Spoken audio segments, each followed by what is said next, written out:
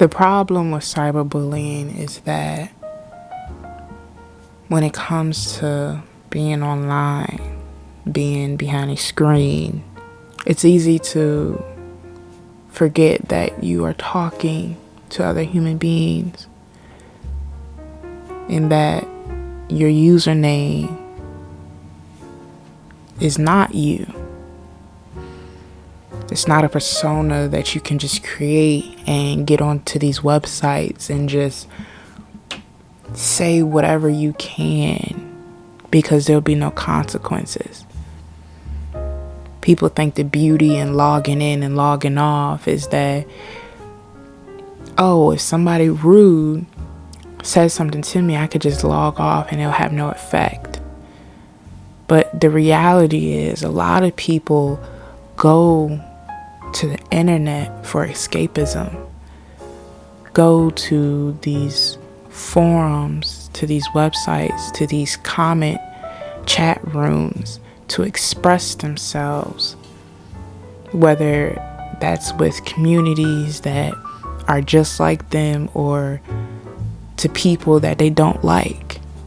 But with this escapism, we forget that on the other side of that computer screen lies somebody with a family, somebody with friends, somebody's son, somebody's daughter, somebody's father, somebody's mother.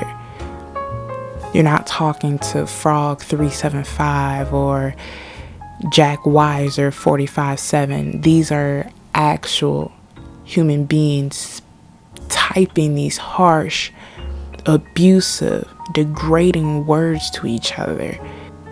And they have no care or no love for them because they received this ego trip, this big head of, I can just say whatever I want. And who cares, because I'll never meet this person. I would never cross paths with them. Or even if I do cross paths with them, they'll never know who I am. So whatever I say doesn't matter. And the problem is these people have such short attention spans that what they typed a day ago, a week ago, a month ago, they forget about it just like that. And they go on to the next person and the next person, and people don't understand the neglect they're putting on each and every person they are saying.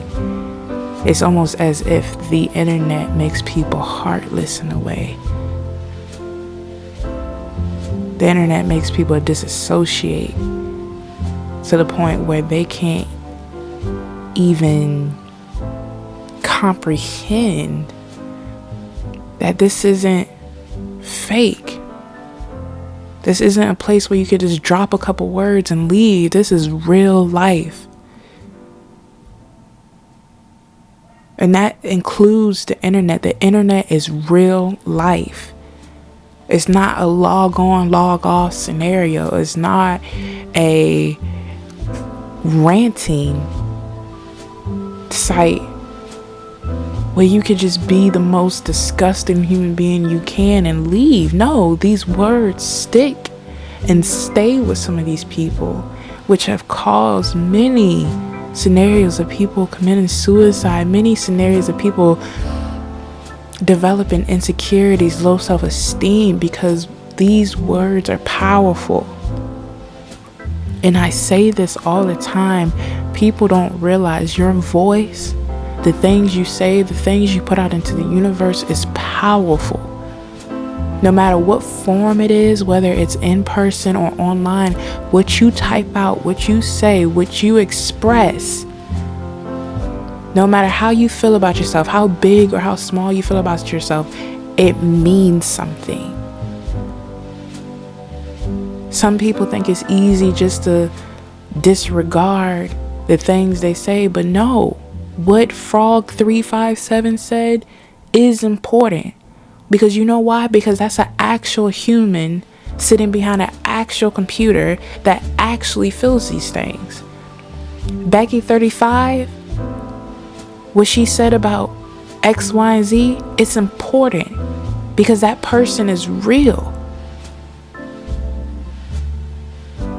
It's not a username that takes all the flack for the real human behind the screen. No, this username is attached to a human that feels like it is okay to talk down and to degrade people and run away like some coward. It's attached to a human that has this entitlement that they can get on a platform and say something that they would never say in real life. And that's why when it comes to the internet, we have to be careful. I don't care if you're 5 years old, 10 years old, 30 or 60. If you have a voice, if you have a computer, if you have these instruments of technology, you need to be careful on how you are using it. 1 word, 20 words, paragraphs, videos, TikToks, whatever, they are dangerous. If you use these platforms to spew hate, a lot of times we sit here behind our laptops and think whatever we post, whatever we put out is just spurt of the moment text. Just things to get off our chest. But whatever you put out there, it sticks with you for life. It sticks with other people for life. And I agree. What we see on the internet, we should take with a grain of salt. We shouldn't take to heart. But in most cases, it's just not true. And sometimes you telling somebody to go kill themselves, to fuck off, or calling them a faggot, or calling them a nigger, isn't some things that people just wipe off. Your words can build into people and grow into people and settle in within their soul and can create these angry people walking around, manipulate people into believing that what you have said is what that person actually is. Can harm these folks.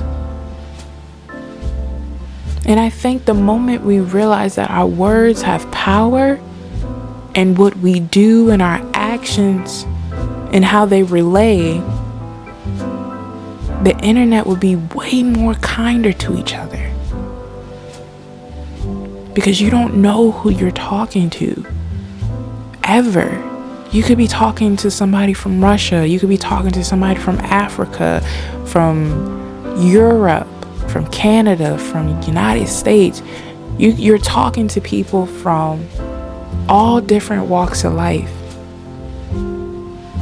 Different types of incomes, classisms, structures, environments. And what you think you might can say to your classmate, you can't say to somebody in a different country, a different continent. What you think might be jokes or just playing around, wrestling around, is not the same to somebody across the country. So be more mindful of the messages that you put out there into the world.